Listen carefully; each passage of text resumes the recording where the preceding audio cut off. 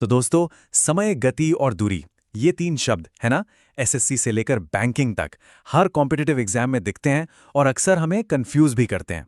लेकिन सोचिए, अगर मैं कहूं कि ये पूरा का पूरा चैप्टर सिर्फ एक आइडिया से मास्टर किया जा सकता है। चलिए आज देखते हैं कि इसे एकदम आसान कैसे बनाया जाए। हाँ, मुझे पता है। वो एक दूसरे को पार करती हुई ट्रेनें या वो नाव जो धारा के खिलाफ जा रही है, ये सवाल देखकर थोड़ी घबराहट होती है ना? लेकिन फिक्र करने की कोई ज़रूरत नहीं। आज हम इसे इतने सरल तरीके से तोड़ेंगे कि हर एक कॉन्सेप्ट शीशे की तरह साफ हो जाएगा। हाँ, आपने बिल्कुल सही सुना। इस पूरे चैप्टर की जो नींव है ना, वो सिर्फ एक फॉर्मूले पर टिकी है। अगर वो एक चीज समझ आ गई तो बाकी सब तो बस उसी का खेल है। तो क्या सब तैयार हैं उस मास्टर की के लिए जो सारे ताले खोलने वाली है? तो लीजिए, यह रहा इस पूरे चैप्टर का केंद्र बिंदु। चलिए इसकी बुनियाद को एकदम पक्का करते हैं। अब देखिए, स्पीड है क्या? ये बहुत ही सिंपल सी बात है। कोई भी चीज एक तय समय में, मतलब एक यूनिट टाइम में कितनी दूर जाती है, बस। इसलिए तो हम कहते हैं किलोमीटर प्रति घंटा या मीटर प्रति सेकंड। और ये रहा वो मैजिक फॉर्मूला, दूरी बराबर है गति गुणा समय।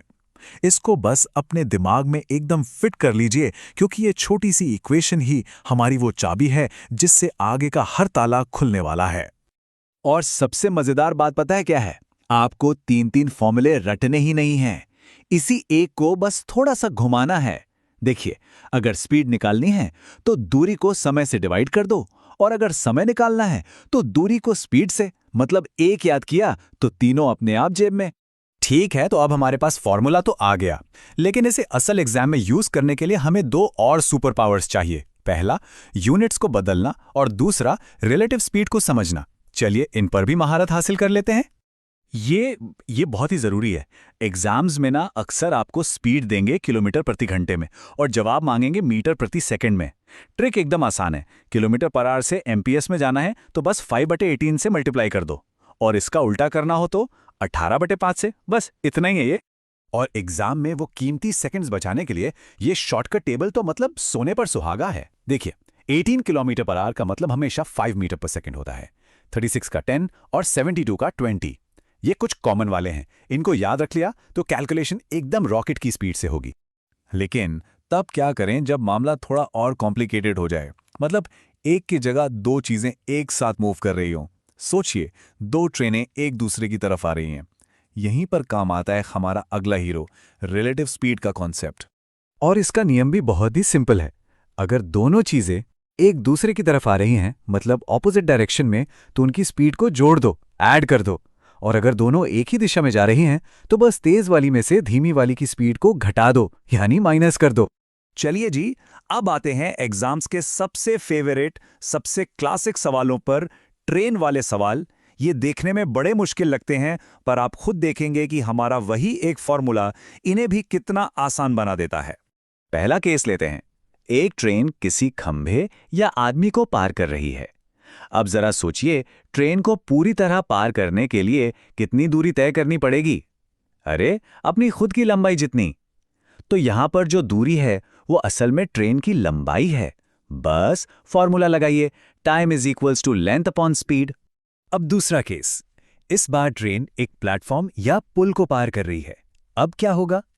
अब ट्रेन को ना सिर्फ अपनी लंबाई पार करनी है, बल्कि उस पूरे प्लेटफॉर्म की लंबाई भी पार करनी है। तो बस हमारे फॉर्मूले में जो टोटल दूरी होगी वो हो जाएगी ट्रेन की लंबाई प्लस प्लेटफॉर्म की लंबाई। और तीसरा और सबसे मजेदार केस, जब दो ट्रेनें एक दूसरे को पार करती हैं। यहां पर दोनों चीजें एक साथ होंगी। कुल दूरी होगी दोनों ट्रेनों की लंबाई का जोड़, और स्पीड के लिए हम अपना रिलेटिव स्पीड वाला नियम लगाएंगे। ऑपोजिट डायरेक्शन तो स्पीड प्लस, सेम डायरेक्शन तो स्पीड माइनस। वाह, ट्रेनों में तो महारत हासिल हो गई। चलिए अब पानी में उतरते हैं, नाव और धारा वाले सवालों के साथ। देखिए, ये भी रिलेटिव स्पीड का ही एक रूप है, बस अंदाज थोड़ा नया है। आइए इस पानी वाली पहेली को भी सुलझाते हैं। यहां पर बस दो शब्द समझने हैं। पहला, डाउनस्ट्रीम। इसका मतलब है जब नाव धारा के साथ उसी की दिशा में बह रही हो तो जाहिर है स्पीड बढ़ जाएगी, यानी नाव और धारा की स्पीड जुड़ जाएगी। और दूसरा है अपस्ट्रीम, मतलब धारा के विरुद्ध।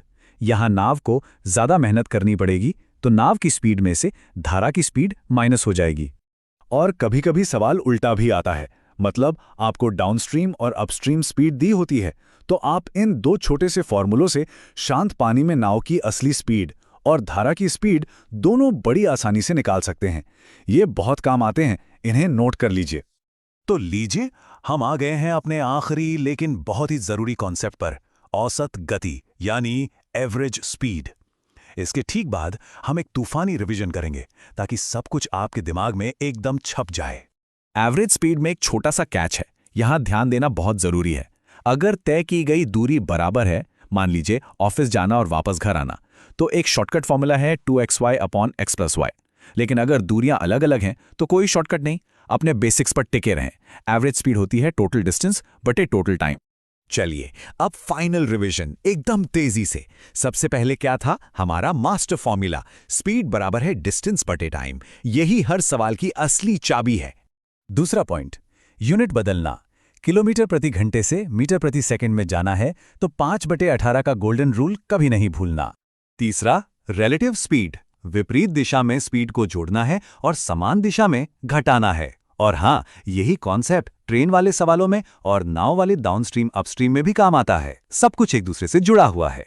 तो देखा आपने, इन टूल्स के साथ अब आपके पास सिर्फ सवाल हल करने का तरीका नहीं है, अब आपके पास हर तरह के समय और दूरी के सवाल को समझने का, उसे तोड़ने का लॉजिक और फॉर्मूला है। तो अब मेरा सवाल यह है, क्या आप सबसे मुश्किल सवाल का सामना करने के लिए तैयार हैं? मुझे लगता है जवाब जोरदार हाँ होना चाहिए।